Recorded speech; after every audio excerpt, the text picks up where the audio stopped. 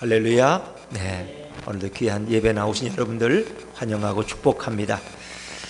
하나님께서는 오늘 여러분에게 복 주시기 원하시고 기쁨 주시기 원하시고 평강 주기를 원하십니다.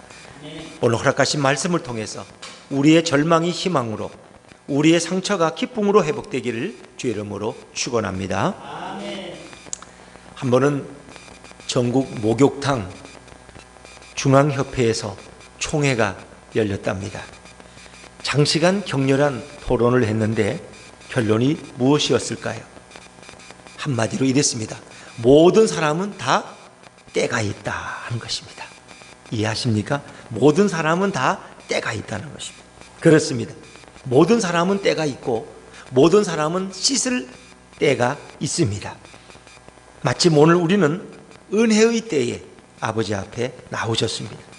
따지지 않으시고 묻지도 않으시는 참 좋으신 우리 예수님께서 저와 여러분의 더러운 영혼의 때를 깨끗이 씻어주실 줄로 믿습니다.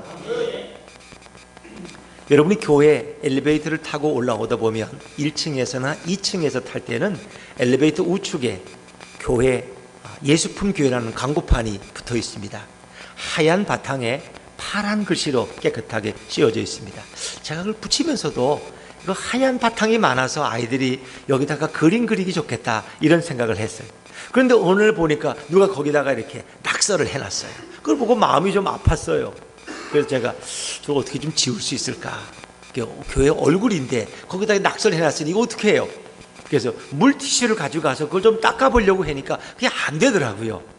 그리고 이제 우리 집사님 붙들고 이거 어떻게 하면 좋으냐고 그랬더니 어떻게 한번 좀 닦아봐야 되는데 이게 방법이 없다고 그래요. 그랬더니 어느 날 집사님이 저를 만나더니 목사님 그거 혹시 지우개로 한번 지워보셨습니까? 그래요. 그래서 아니 지우개는 안 지워봤는데 그게 볼펜으로 그거 쓰면 그게 지우개로 되겠느냐 그랬더니 혹시 연필로 했으면 지우개로 지워질지도 모른다는 거예요. 그래서 제가 그 말씀도 일리가 있다고 생각이 들어서 근데 지우개가 없잖아요. 제가 뭐 지우개가 있겠어요. 집사님 댁에 지우개가 있겠어요. 왜? 초등학교 애가 없는데 그 지우개를 한 일주일 찾느라고 지나갔어요. 그래서 제가 어디 갔다 오다가 문방구가 보여서 일부러 들어가서 500원 주고 지우개를 샀습니다.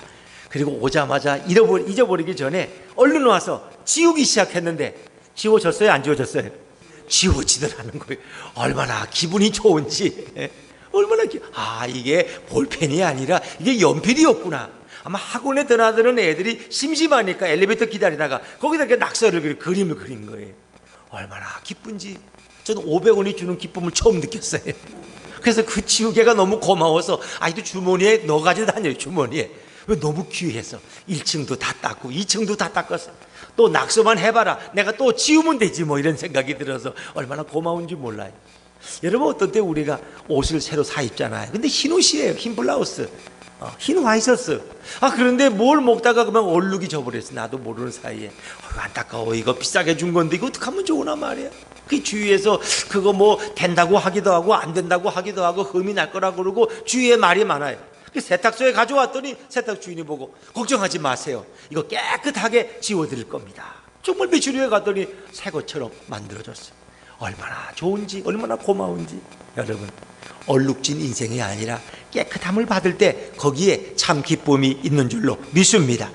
이건 옷뿐만 아닙니다. 교회 광고판만이 아닙니다. 우리의 마음속의 영혼의 때 이건 함부로 지울 수 없는 거예요. 우리 마음속의 영혼의 때도 우리 주님은 다 지울 수 있는 것을 믿으시기를 바랍니다.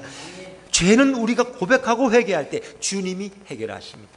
주님의 보혈이 임하면 지우지 못할 어떤 죄도 없다는 것입니다. 오늘 우리 본문의 말씀도 형제들 가운데 서로 죄를 짓고 죄를 용서하는 이야기입니다. 여러분 야곱에게는 12아들이 있었습니다. 근데 마지막 2아들이 요셉과 베냐민입니다. 그들은 어머니가 다릅니다. 특별히 이 요셉의 어머니는 이 동생 베냐민을 낳고 나서 얼마 오래 못 살고 세상을 떠나고 말았어요. 그래서 아버지 야곱은 엄마 없이 크는 이 2아들이 불쌍해서 늘 요셉에게 특별한 관심을 가졌어요. 그에게 좋은 채색 옷을, 비싼 옷을, 이 메이커가 있는 비싼 옷을 입고 특별히 그 엄마가 없기 때문에 더 사랑스러워했습니다. 근데 그것이 형제들에게는 시기와 질투의 대상이 되었습니다. 가끔 요셉이 또 꿈을 꾸고 형들에게 자랑을 하는데 뭐 부모와 형들이 자기한테 뭐 절을 하더라는 거예요. 이게 말도 안 되는 얘기죠. 그래서 늘 기회를 엿보고 있었는데 어느 날 요셉이 아버지의 심부름으로 양을 치는 형들을 찾아왔습니다. 도단이라는 외땅 으슥한 곳이었어요. 형제들은 모여야 합니다. 저놈을 그냥 두면 안 돼. 기회가 왔어. 저놈을 물웅덩이에 던져서 죽여버리자. 그런데 물웅덩이에 던졌지만 차마 죽이기가 어려웠어요. 그래서 한 형제가 우리 죽이지 말고 저 지나가는 미디안 상인들에게 팔아버리자. 노예로 팔아버리면 다시 돌아올 일이 없어. 그 사람들이 돈 주고 샀는데 그 놓칠 리가 없잖아. 그러면 죽이지 않아도 되고 얼마나 좋아. 미디안 상인에게 팔아버렸어요. 오랜 시간이 흘렀습니다. 근데 사람은요 안 만날 것 같아도 만나더라고요. 그래서 사람은 죄 짓고 못 살아요. 언젠가는 원수는 외나무 다리에서 만난다는 말이 있잖아요. 하필이면 형제들이 양식을 구하러 애굽에 왔다가 요셉을 만난 거예요. 요셉은 처음에는 모르는 척했어요. 그러나 동생 베냐민을 보는 순간 감정이 북받쳐서 결국 견디지 못하고 울음을 터뜨리고 말합니다. 형들에게 자신의 모습을 고백합니다. 서로 끌어안고 서로 감격의 눈물을 흘립니다. 그러나 형들은 굉장히 불편했을 거예요. 그러나 요셉은 그들을 위로합니다. 형님들 걱정하지 마소서, 근심하지 마소서, 한탄하지 마소서. 당신들이 나를 애굽에 팔아버린 것이 아니라 하나님이 이 기근 가운데 만민의 생명을 구원하려고 나를 먼저 보내신 겁니다. 염려하지 마십시오. 이제 아버지까지 모셔와서 우리 온 가문이 행복하게 살아봅시다. 이렇게 해서 야곱의 일가는 70여 명이 에집트 땅으로 이주했습니다. 야곱이 130세에 이주했습니다. 그러니까 내 나그네 세월이 130년이니다라고 바로 앞에서 고백했어요. 근데 17년이 지나고 147세가 되었을 때 야곱이 너무 노쇠해서 하나님의 품으로 돌아갑니다. 성경은 열주의 품으로 돌아갔다고 표현하죠. 근데 그의 유언이 저 가나안 땅 우리 아브라함이 묻힌 막벨라 굴에 함께 묻어달라는 거예요. 그래서 요셉은 많은 애굽 사람들과 함께 형제들과 올라가서 그 아버지 야곱의 장례를 잘 치르고 내려오는 길입니다. 내려올 때 이 형제들의 마음속에 불안이 찾아오는 거예요. 지금 아버지 야곱이 안 계시는데 저 애굽의 국무총리인 요셉이 막강한 권력을 가지고 있는데 30여 년 전에 그 원한을 생각하고 우리를 미워해서 복수하면 우리는 꼼짝없이 당하는 것 아닌가. 그들의 마음속에 불안함이 닥쳤어요. 그 사람을 보내서 아버지 야곱이 돌아가실 때 이런 말을 당신에게 전하라 하더이다 라고 전했습니다. 그 유언의 내용인즉 요셉아 형들을 용서해라. 그리고 형들을 잘 돌봐주어야 된다. 뭐 이런 말씀을 전해들었어요. 또 친히 형들이 와서 요셉 앞에 무릎을 꿇고 우리는 당신의 종들이니이다. 죽이든지 살리든지 마음대로 하소서. 이렇게 말하는데 요셉이 눈물을 흘렸어요. 너무 안타까운 거예요. 어떻게 형들이 내가 당신들을 용서한 것을 믿지 못하고 17년이 지났다고 해서 다시 의심하고 걱정할까? 이게 너무 안타까운 거예요. 자, 우리 오늘 성경 16절 17절 말씀을 다시 한번 읽어보겠습니다. 시작. 요셉에게 말을 전하여 이르되 당신의 아버지가 돌아가시기 전에 명령하여 이르기를 너희는 이같이 요셉에게 이르라. 내 형들이 내게 악을 행하였을지라도 이제 바라건대 그들의 허물과 죄를 용서하라 하셨나니 당신 아버지는 하나님의 종들인 우리 죄를 이제 용서하소서 하매 요셉이 그들이 그에게 하는 말을 들을 때에 울었더라. 아멘. 여러분, 이 요셉의 눈물의 의미를 아십니까? 요셉은 왜 울었을까요? 형들이 아직도 자기를 신뢰하지 못하는 거예요. 나는 분명 형들을 용서하고 이제 그 일을 기억하지 않는데 형들은 아직도 불안해하는 거예요. 17년 동안 잘 살다가 아버지 야곱이 사라진 이 판에 저 동생이 우리에게 원한을 가지고 복수하면 어떡하나. 철없는 자신을 팔아버렸다고 매정한 형들이라고 복수할까 봐 그의 마음속에 두려움이 찾아왔다는 거죠. 여러분, 이것이 요셉의 마음속에 슬픔이 되었습니다. 형들은 비록 용서받았지만 그 범죄에서 쉽게 해방될 수가 없었어요. 그래서 우리가 그렇잖아요. 누가 이렇게 누구를 때리고 누가 맞으면 어떻게 해요? 맞은 사람은 어떻게 하고 자요? 다리 뻗고 자요. 다리 뻗고. 더 맞을 일이 없으니까. 때린 사람은 복수당할까 봐. 또 그것이 생각이 나서 편안하게 잠을 못 잔다는 것입니다. 여러분, 오늘 형들도 마찬가지. 그들이 애굽의 양식을 사러 왔을 때 뭔가 불운한 일이 생기고 뭔가 오해를 받고 어려움이 생기면 뭐가 생각나요? 우리가 동생의 일로 인하여 하나님이 우리를 징계하시는 것이 아닌가. 그 동생의 일로 인하여 우리에게 이런 어려움이 생기는 것이, 그것이 자꾸 생각나더라는 것입니다. 결국 그들은 요셉이 자신들을 미워하고 복수할까 봐 두려워서 요셉 앞에 와서 무릎을 꿇고 사정하게 되는 거죠. 자, 우리 18절 말씀도 한번 또 읽어볼까요? 18절입니다. 시작. 그의 형들이 또 친히 와서 요셉의 앞에 엎드려 이르되 우리는 당신의 종들이니이다. 아무리 요셉이 애굽의 국무총리이지만 형제관계로 보면 큰형하고 요셉하고 나이 차이가 너무 많이, 적어도 20, 30년 이상 차이가 나는데 그들이 요셉 앞에 무릎을 꿇고 우리는 당신의 종들이니이다. 여러분, 이게 어디 가당키나 한 얘기입니까? 형제들은 이미 용서받았음에도 왜 이리 불안하고 왜 두려워하는 것입니까?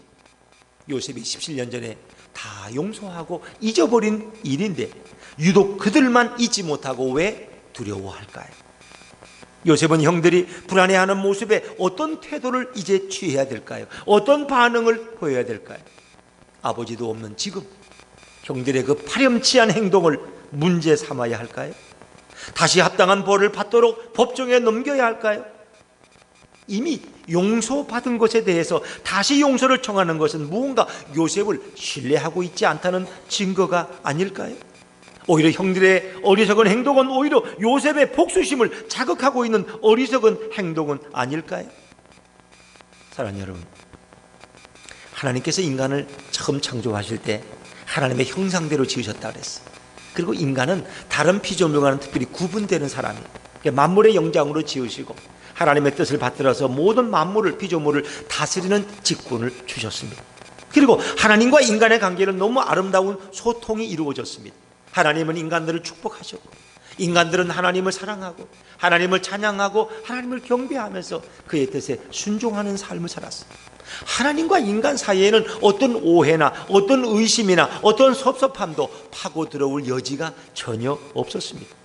그런데 첫 인간인 아담과 하와의 마음속에 교만이 싹트기 시작했어요.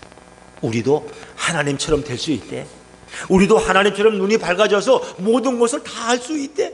이 뱀의 게임에 그들의 마음이 흔들리기 시작했어요. 그래서 인간은 결국 하나님이 금하신 선악과를 따먹고 죄를 범하게 됐습니다. 그것이 타락의 시작이었습니다. 타락한 인간은 전적으로 하나님을 신뢰할 수가 없습니다. 늘 하나님이 주실 그 형벌과 죄의 두려움 앞에서 그들은 늘 숨어 지내야만 했습니다. 불안한 삶이 되었습니다. 하나님도 전적으로 신뢰하지 못하고 하나님과의 관계도 파괴되었고 이웃 인간과의 관계 속에서도 늘 의심하고 두려워하는 존재가 되었습니다. 사람들을 수단으로 여깁니다. 저 사람이 망해야 내가 성공하지, 저 사람이 잘 안 돼야 내가 잘 될 수 있지, 이런 잘못된 논리에 인간들은 빠졌습니다. 서로 믿지 못합니다. 서로 의심합니다. 서로 늘 오해합니다. 결국 이런 인간들은 죄의 반복의 순환 속에서 죄에 죄를 더하게 되고 하나님을 온전히 섬기지 못하고 결국 지옥에 떨어지는 비참한 존재가 되고 말았습니다. 사랑하는 여러분, 이 요셉을 팔아버린 형들과 그리고 형들에 의해서 노예로 팔려갔던 이 요셉이 처음 만났을 때 정말 그들의 그 놀라움은 아마 표현하기 어려웠을 것입니다. 그러나 요셉은 창세기 45장에 분명히 형들에게 말합니다. 나는 당신들의 아우 요셉이니 당신들이 애굽의 판자라. 당신들이 나를 이곳에 팔았다고 해서 근심하지 마소서, 한탄하지 마소서. 하나님이 생명을 구원하려고 나를 당신들보다 먼저 보내셨나이다. 그런즉 나를 이리로 보낸 이는 당신들이 아니요 바로 하나님이십니다. 당신들은 죄가 없습니다. 걱정하지 마십시오.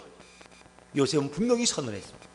형들의 잘못을 따지지 않겠다는 것입니다. 형들이 나를 팔아버린 것이 아닙니다. 하나님이 나를 먼저 보낸 것입니다. 이것은 형들의 잘못을 절대로 묻거나 따지지 않겠다는 요셉의 용서의 선언입니다. 그런데 이제 17년이 지나서 형들은 요셉이 자신들에게 복수할까 두려워하며 불안해하고 있고 용서를 다시 빌고 있습니다. 요셉은 자기가 17살 나이 때 형들은 그냥 다 좋은 분들이고 자기를 사랑하는 줄만 알았는데 형들에 의해서 매정하게 웅덩이에 던져지고 그리고 또 노예 상인에게 노예로 팔려가던 그 고통을 그도 기억하고 있었을 것입니다. 또 요셉의 마음속에서도 정말 그 끔찍한 일들이 다시 되살아날 수 있는 것입니다. 그런데 예수님께서 요셉을 찾아오십니다. 그리고 요셉에게 말씀하십니다. 요셉아, 너를 애굽에 보낸 사람은 바로 나야. 수많은 사람의 생명을 구하기 위해서 형제들의 마음에 미움과 질투가 일어나서 너를 팔아버리는 것을 내가 그냥 막지 않았고 허락했어. 너희 형제들을 이제 진심으로 용서하고 그들의 불안한 마음을 안심시켜주고 그들을 사랑으로 품어주어라. 우리 예수님께서 요셉의 마음속에 말씀하시는 거예요. 그래서 요셉은 형들을 진심으로 위로합니다. 형님들 걱정하지 마소서. 그들을 다 품어주었습니다. 그리고 한 걸음 더 나아가서 내가 형님들과 형님들의 자녀들을 내가 다 기르리이다. 형들을 내가 어떻게 길러요? 이 말의 의미는 내가 돌보고 내가 책임지고 의식주까지 내가 공급하겠다, 그런 말씀입니다. 자, 요셉은 오늘 뭐라고 형들에게 반응합니까? 우리 창세기 50장 19절 말씀 먼저 읽어볼까요? 19절입니다. 시작. 요셉이 그들에게 이르되 두려워하지 마소서. 내가 하나님을 대신하리이까. 창세기 50장 21절입니다. 21절 시작. 당신들은 두려워하지 마소서. 내가 당신들과 당신들의 자녀를 기르리이다 하고 그들을 간곡한 말로 위로하였더라. 아멘. 여기 두 번 반복되는 게 당신들은 두려워하지 마소서. 내가 어찌 하나님을 대신하리. 내가 당신들과 당신의 자녀들을 책임지고 기르고 양육하고 보호하겠습니다. 의심하는 형들을 절대적으로 안심시켜 줍니다. 그리고 형들의 모든 필요를 공급하고 그들을 안전하게 보호하겠다고 하는 이 약속은 바로 구원자 예수님을 예표하고 있습니다. 자신을 웅덩이에 던지고 노예 상인에게 팔아버린 형들을 용서한 요셉의 마음은 바로 당신을 십자가에 못 박아 죽이자고 선동하던 죄인된 인간들을 용서하고 그들의 죄값을 대신 십자가에 치르신 우리 예수님의 모습을 가르쳐주고 있습니다. 여러분, 구약 성경의 모든 내용들은 누구를 가리켜요? 예수 그리스도를 가리키는 것입니다. 자, 요한복음 5장 39절 말씀 한번 다시 읽어볼까요? 요한복음 5장 39절 같이 읽습니다. 시작. 너희가 성경에서 영생을 얻는 줄 생각하고 성경을 연구하거니와 이 성경이 곧 내게 대하여 증언하는 것이니라. 아멘. 오늘 요셉의 형들의 그 불안함은 우리 인간들이 갖는 불안함과 너무나 똑같습니다. 주님이 우리 죄를 비록 용서했어도 우리는 아직도 또 혹시 내 죄가 용서받지 못한 게 아닐까? 내가 혹시 또 주님의 미움을 받는 게 아닐까? 불안해하고 의심할 때가 있어요. 요셉이 형들을 용서한 것처럼 주님은 우리를 용서하셨습니다. 죄의 형벌과 심판의 두려움에 빠져있는 우리 인간들을 안심시키고 인간들을 구원하기 위해서 예수님은 이 땅에 오셨습니다. 그리고 예수님은 우리의 죄를 용서해 주십니다. 아니, 구체적으로 그 죄를 완전히 해결하기 위해서 친히 당신이 십자가에 우리 대신 내어달리십니다. 우리의 무거운 죄의 짐을 그분의 양어깨 하나님은 짊어지어 주셨습니다. 우리가 흘려야 될 피를 예수님의 보혈을 흘림으로 저와 여러분의 죄가 깨끗이 씻음받은 것을 믿습니다. 우리의 죄가 용서받은 것만 아니라 주님은 내가 너희와 동행하고 내가 너희의 삶을 책임지고 보호하겠다고 약속하셨습니다. 여러분, 예수님은 우리 죄를 사할 능력을 가지신 분입니다. 왜냐하면 예수님은 바로 하나님이시기 때문입니다. 인간의 죄를 용서하는 것은 인간이 할 수 있는 일이 아닙니다. 오직 전능하신 하나님만이 인간의 죄를 용서할 수 있습니다. 마가복음 2장에 보면 예수님이 한 집에서 말씀을 가르치고 있을 때 친구들이 중풍병자 하나를 침상에 메어가지고 예수님 앞으로 달아내렸습니다. 예수님은 그 중풍병에 실려온 이 움직이지도 못하는 사람을 향해서 네 병이 나음받았다라고 말하기 전에 먼저 무슨 말씀하십니까? 그들의 믿음을 보시고 말씀하십니다. 소자야, 내 죄가 사함을 입었느니라. 그의 죄를 먼저 용서해 주시는, 그걸 보고 이 서기관과 바리새인들은 시험이 들었어요. 저가 감히 인간의 죄를 인간이 용서하는가? 그런 신성모독이다, 참남하다 하면서 그들은 예수님을 더 미워하게 됐습니다. 마가복음 2장 10절에 예수님은 이 놀라운 권세를 선언하십니다. 마가복음 2장 10절 말씀 우리 자막에서 한번 읽어볼까요? 시작. 그러나 마가복음 2장 10절 말씀 없습니까? 네, 없으면 제가 읽어드릴게요. 그러나 인자가 땅에서 죄를 사하는 권세가 있는 줄을 너희로 알게 하려 하노라 하시고 중풍병자에게 말씀하시되. 자, 인자라는 것은 하나님의 아들이신 예수님을 가리키는 것입니다. 하나님의 아들로 오신 예수님께는 죄를 사하는 권세가 있는 것을 예수님은 말씀해 주십니다. 그것을 선언하십니다. 예수님은 바로 하나님이시기 때문에 우리의 죄를 사할 권세와 능력을 가지셨습니다. 그리고 이제 우리의 죄가 사함받고 우리에게 영원한 생명을 주셨는데 그 생명은 누구도 빼앗을 자가 없다는 것입니다. 요한복음 10장 28절부터 30절까지 말씀을 자막에서 한번 읽어보죠. 시작. 내가 그들에게 영생을 주노니 영원히 멸망하지 아니할 것이요 또 그들을 내 손에서 빼앗을 자가 없느니라. 그들을 주신 내 아버지는 만물보다 크심에 아무도 아버지 손에서 빼앗을 수 없느니라. 나와 아버지는 하나이니라 하신대. 아멘. 예수님과 하나님은 뭐예요? 하나라, 한 몸이라는, 하나라는 거예요. 이게 참 놀라운 거죠. 삼위일체 성부, 성자, 성령은 그 본질이 같은 것입니다. 격은 다르지만 그분들은 본질이 하나인 것입니다. 삼위, 세 가지 위격이지만 그 몸은 하나라고, 일체라고 표현하지 않습니까? 예수님 바로 하나님이십니다. 그런데 예수님이 우리에게 영생을 주면 누구도 그 영생을 빼앗을 자가 없습니다. 내 아버지의 손에 있으면 누구도 아버지 손에서 그 영혼을 빼앗을 자가 없다는 것입니다. 우리 예수님께서는 하늘 아버지의 모든 권세를 다 위임받으셨어요. 그리고 약속하셨어요. 세상 끝날까지 내가 너희와 함께 있겠다는 것입니다. 예수께서 말씀하시되 하늘과 땅의 모든 권세를 내게 주셨으니, 누가? 아버지께서 내게 주셨으니 그 권세를 가진 주님이 말씀하시니 볼지어다 세상 끝날까지 너희와 항상 함께 있으리라. 그 예수님이 우리와 영원히 함께 있겠다고 주님은 약속하셨습니다.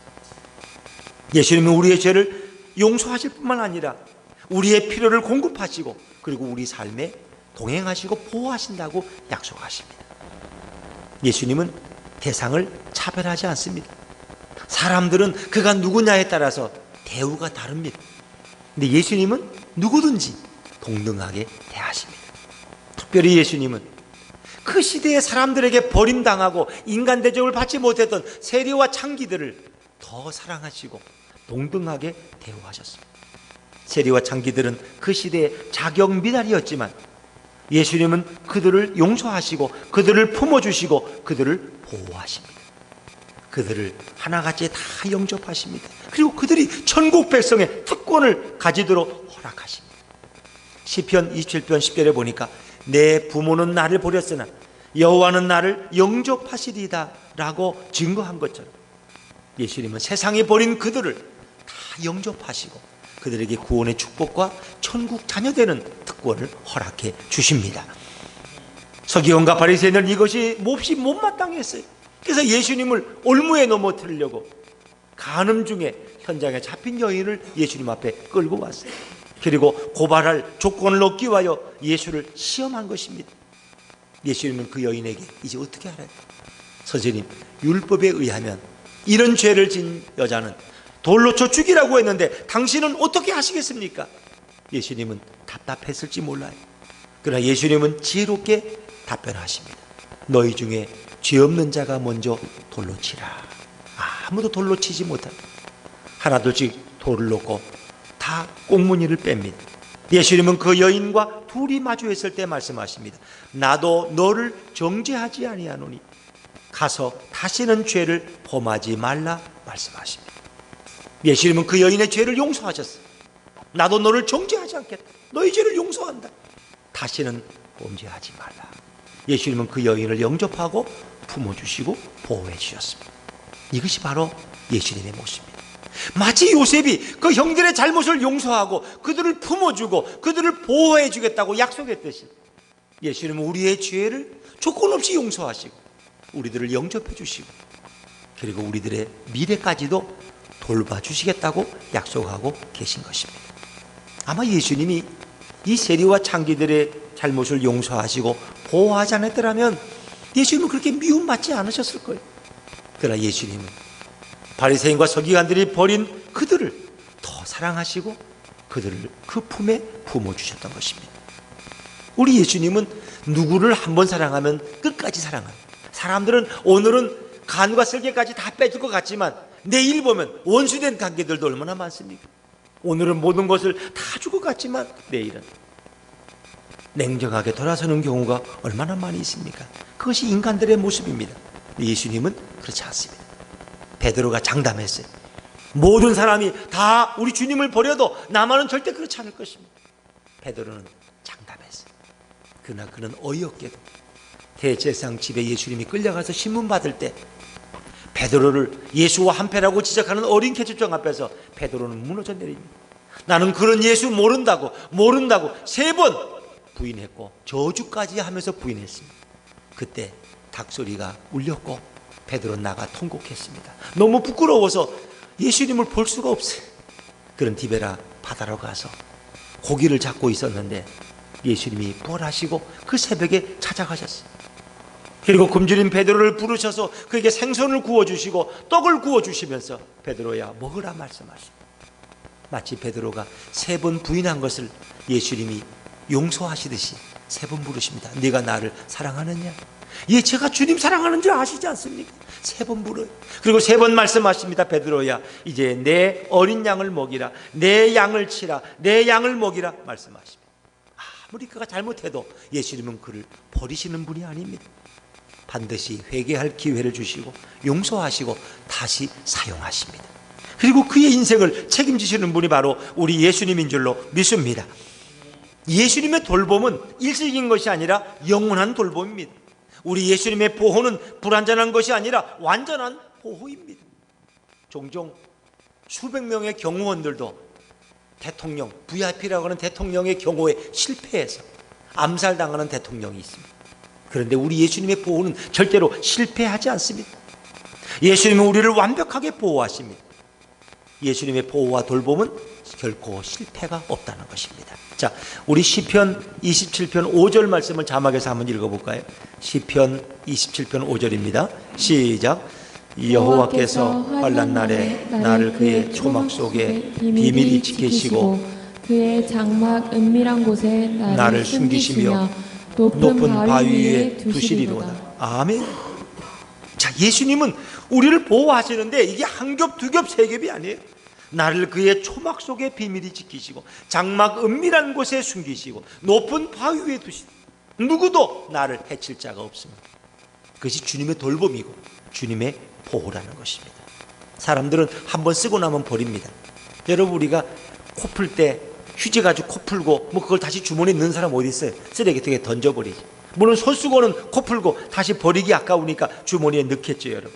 그러나 사람들은 효용 가치가 떨어지면 그냥 미련 없이 던져버립니다. 그러니까 정치인들은 이 토사구팽이라는 말을 자주 쓰죠. 토끼 사냥을 하는데 사냥이 끝나면 사냥개를 잡아먹는다는 것입니다.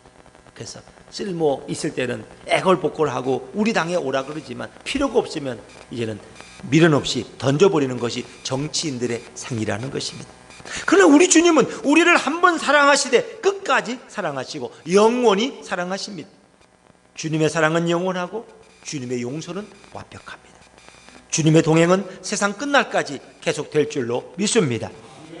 주님 우리에게 오늘도 최고 좋은 것으로 공급하십니다. 주님의 죽으심과 부활을 통해 우리는 최고의 보호와 영광을 약속받았습니다. 그분이 죽으심으로 우리에게 이런 결과가 있어요.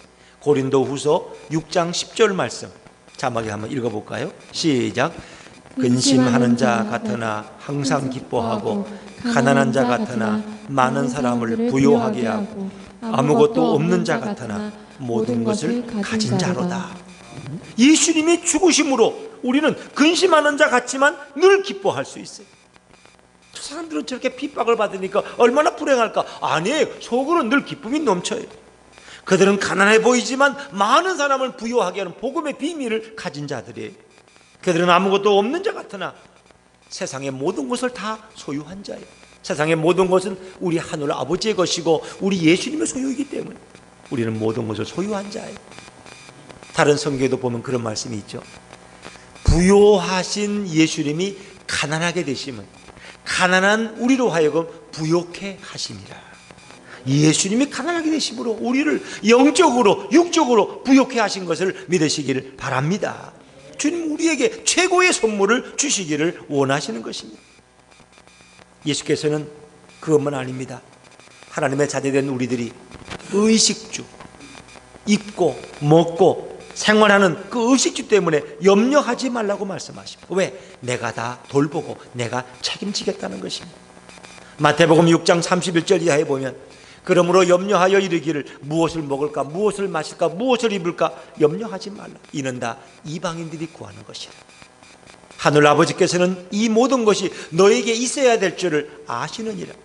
그런즉 너희는 먼저 그의 나라와 그의 의를 구하라. 그리하면 이 모든 것을 너희에게 더하시리라. 할렐루야. 그랬습니다.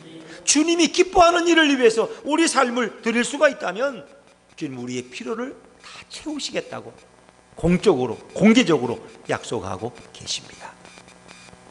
우리가 처음 말씀 나눴던 요셉은 이제 불안해하고 두려워하는 형들을 위로해 줍니다. 그리고 형님들과 형들의 자녀를 내가 100% 보호하고 돌보겠다고 약속하죠. 애굽의 국무총리가 보호하는데 누가 감히 그들을 해칠 자가 있겠습니까?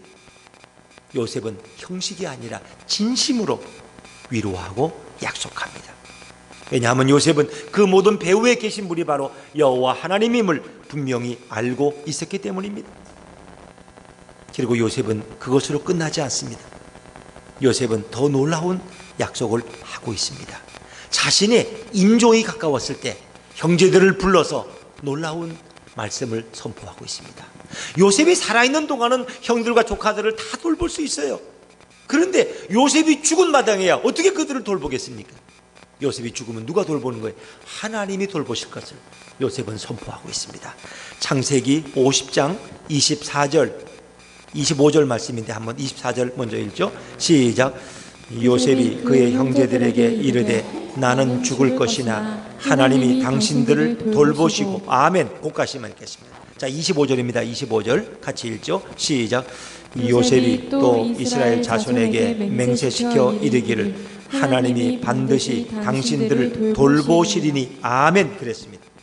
자, 하나님이 당신들을 돌보실 겁니다. 나는 이제 죽지만은 내가 죽더라도 하나님이 당신들을 직접 돌볼 것입니다. 오늘 요셉의 이 고백은 어떤 고백입니까? 우리는 우리의 자녀들을 100% 돌볼 수 없습니다. 우리는 우리의 형제들을 다 돌볼 수가 없습니다. 그러나 내가 없더라도 우리 주님께서 돌봐주실 줄로 믿습니다. 오늘도 예수님은 우리를 사랑하시기에 우리의 죄를 용서하실 뿐만 아니라 우리를 책임지고 돌보겠다고 공개적으로 약속하고 계십니다. 그래서 요셉의 이 아름다운 마음, 정말 형제들이 자기를 냉정하게 팔아버렸지만 그 형들을 다 용서하고 그들의 노후까지 책임지는 요셉의 모습을 본 주위의 많은 애굽인들은 큰 감동을 받았을 거예요. 정말 요셉은 저 사람은 정말 하나님의 사람이구나, 저의 인격이 저렇게 훌륭할 수가 있구나, 그런 모든 사람에게 존경을 한 몸에 받을 수 있었던 것입니다. 그래서 요셉은 구약에서 가장 아름다운 인물 중에 한 사람입니다. 그리고 이 요셉은 예수님을 예표하는 인물로 지금도 존경받고 사랑받고 있는 것입니다. 그러나 하나님을 알지 못하는 현대인들은 오늘도 늘 불안하고 염려하는 삶을 살아갑니다. 왜냐하면 타락한 인간에게는 진정한 평화가 없습니다. 혹 급조된 평화나 임시적인 위로는 있을지 모르지만 영원한 평화나 완전한 위로는 없습니다. 요즘 현대인들은 무신론적 문화 가운데 살아갑니다. 하나님이 없다는 무신론을 배우고 그것을 늘 신념처럼 살아갑니다. 그래서 아이들은 학교에 가면은 하나님이 없음을 전제하는 진화론을 배웁니다. 하나님이 인간을 창조한 게 아니야. 인간은 이런 아메바라는 작은 미생물에서 발전되어서 그것이 점점 크다가 원숭이가 되고, 왜 동물원에 가면 원숭이 있잖아. 이게 우리 조상이야. 원숭이가 변해가지고 우리 인간이 된 거야. 하나님은 없어. 이건 진화라는 과정을 과학적으로 겪은 거야. 이렇게 거짓말을 밥 먹듯이 하고 있다는 거야. 진화론은 다 거짓말입니다. 1%의 진실도 없습니다. 그건 전적인 거짓말입니다. 여러분 그걸 아셔야 돼요. 그래서 냉정하게 과학자들이 보면 진화론은 다 거짓말이고 창조론이 진정한 과학적 바탕을 가지고 있다는 것입니다. 여러분 오늘 우리는 이런 무신론적 시대에 하나님이 없는 세대를 살아가는 사람들은 아무리 많이 벌어도 불안합니다. 아무리 건강해도 내일 내게 암이 찾아올까 봐 두렵습니다. 그 불안과 염려를 해결할 길이 없습니다. 그래서 어떤 이들은 하나님이 있는지 없는지 모르지만 하나님이 있든 부처가 하든 마호메트가 심판을 하든 착하게 살면 좀 봐주지 않을까? 그 사람들은 윤리와 도덕으로 살려고 애를 씁니다. 남들이 보기에 인격적으로 훌륭하고 자기의 의를 쌓으려고 애씁니다. 그러나 자신의 의가 우리의 영혼을 구원할 수 없습니다.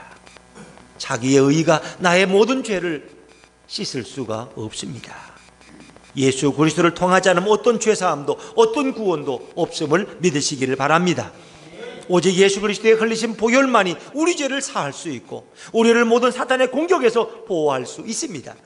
여러분 예수님의 피, 예수님의 보혈은 죄를 사하는 것만 아닙니다. 우리를 보호하시는 것입니다. 자, 출애굽기 12장 13절 말씀을 자막해서 한번 읽어볼까요? 시작.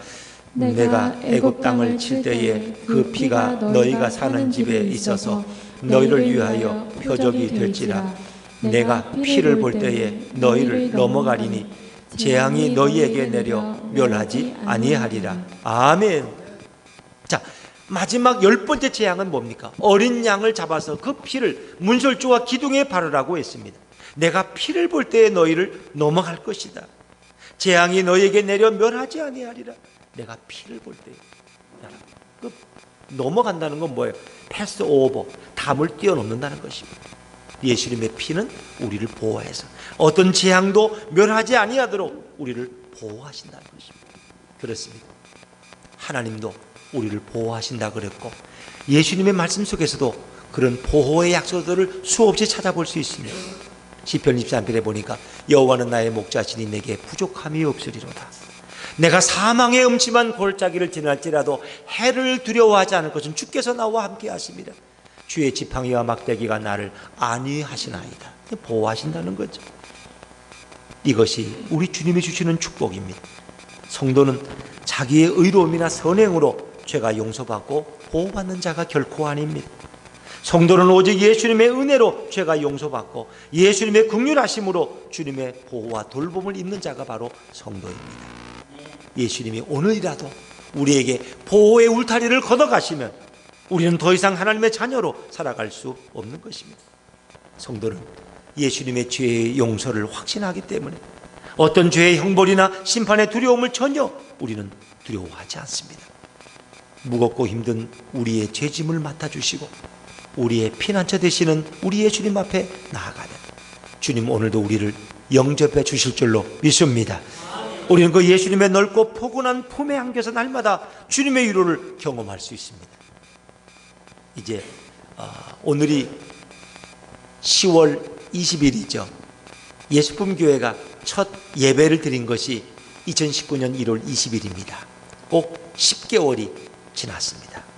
사실 우리 선민영 형제, 정진희 자매 가정이 우리 교회에 등록한 것이 아마 첫 예배 드리고 한 2주가 지나고 나서 등록하셨는데 하여튼 그 등록하고 나서 바로 또 그 주간에 임신이 돼서 이제 무려 한 10개월이 지나서 이제 순산을 하게 돼서 하나님 앞에 영광을 돌리는데 이 교회 예수품 교회라는 이름을 질 때 저희 아내와 제가 고민하고 기도하면서 이렇게 서로 의논해서 지었지만은 예수품이라는 이름을 지어놓고 나서도 이것이 찬송가에 나오는 이름이라고 생각을 못했어요. 근데 어느 날 새벽기도 때 찬송을 부르는데 세상 친구 멸시하고 너를 조롱하여도 예수 품에 안기어서 참된 위로 받겠네. 이 죄짐 맡은 우리 구주 이 찬양을 부르는데 얼마나 좋은지 몰라요. 아니 예수 품에 안기어서 참된 위로를 받을 수 있다니 이것이 최고의 축복이 아닌가 그렇습니다. 오늘 우리 성도들에게는 이런 특권이 허락된 줄로 믿습니다. 우리가 아무리 더럽고 추악해도 주님은 우리의 죄를 마다하지 않고 다 씻어주시고 우리를 보호하시고 책임지시는 분이 바로 우리 주님이십니다. 우리가 어릴 때 보면은 5살, 6살만 되면은 부모하고 있기보다 친구하고 어울리길 좋아하지 않습니까? 그 아침에 나가면 아이가 저녁에 들어가요. 철수야, 철수야 불러야지. 그냥 이제 놀다가 들어오는데 얼굴은 그냥 흙이 묻어가지고 땀이 범벅되고 그 새 옷을 입힌 것은 그냥 얼룩이 져서 거지옷처럼 됐어. 엄마는 이 옷이 이게 뭐냐 이놈아, 빨리 들어가자, 저녁 먹어야지. 들어가서 어떻게, 이대로는 먹을 수가 없어. 그래서 옷을 다 벗겨, 그리고 머리끝부터 발끝까지 다 깨끗하게 씻어요. 그리고 새 옷을 갈아입혀주고 저녁을 맛있게 먹이고 나면은 이제 하루 종일 놀았으니까 피곤하죠. 그 껌뻑껌뻑 졸아. 아이고 이놈이 좋네. 그 엄마 품에 안겨서 이제 잠을 청할 수 있는 거예요. 여러분, 그것이 아이의 행복이 아니겠습니까? 마치 그것은 주님의 품에 안긴 우리 성도의 모습인 줄로 믿습니다. 예수님은 우리의 죄를 다 씻겨주십니다. 우리가 주님 앞에 나아가서 고백할 때마다 우리 속에 있는 죄를 깨끗하게 씻어주십니다. 내가 죄인임을 고백할 수만 있다면 진리 되신 주님이 내 안에 계시고 우리의 죄를 다 깨끗이 씻어주십니다. 자, 우리 요한 1서 1장 8절 말씀 먼저 읽어볼까요?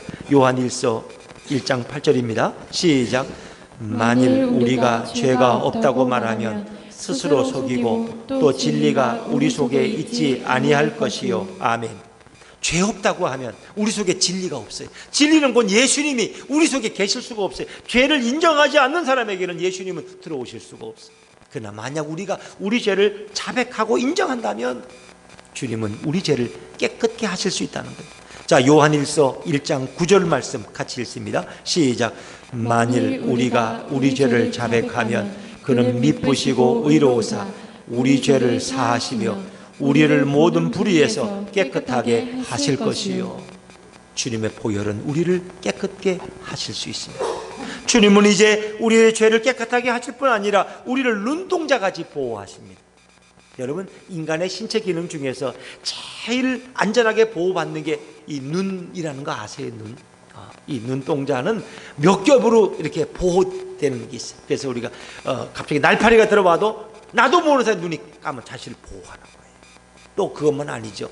이렇게 이 눈을 보호하는 이 뼈가 만들어져서 무엇으로 쳐도 눈이 쉽게 파괴되지 않습니다.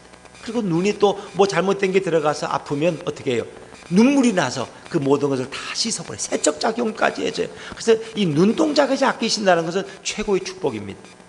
주님이 어떻게 우리를 보호하시는가? 신명기 32장 10절 말씀 한번 읽어볼까요? 32장 10절입니다. 시작. 여호와께서 그를 황무지에서 짐승이 부르짖는 광야에서 만나시고 호위하시며 보호하시며 자기의 눈동자같이 지키셨도다. 아멘. 그랬습니다. 오늘도 예수님 우리를 이렇게 보호해 주십니다. 오늘 예수님 말씀하세요. 너는 두려워하지 말라. 내가 너를 지명하여 불렀나니 너는 내 것이라. 너가 물 가운데로 지날지라도 물이 너를 침몰시키지 못할 것이며 너가 불 가운데 지날지라도 불이 너를 사르지 못할 것이다. 이사야 43장에서 우리를 어떻게 보호하실 것을 말씀해 주고 있습니다. 오늘 우리를 눈동자같이 아끼시고 돌보시고 보호하시고 우리의 먹고 입고 생활할 것까지 공급해 주시는 우리 예수님을 모시고 살아가는 그런 복된 인생, 그것이 바로 성도의 삶입니다. 오늘도 예수님과 동행하는 축복과 승리의 삶이 되시기를 주의 이름으로 축원합니다.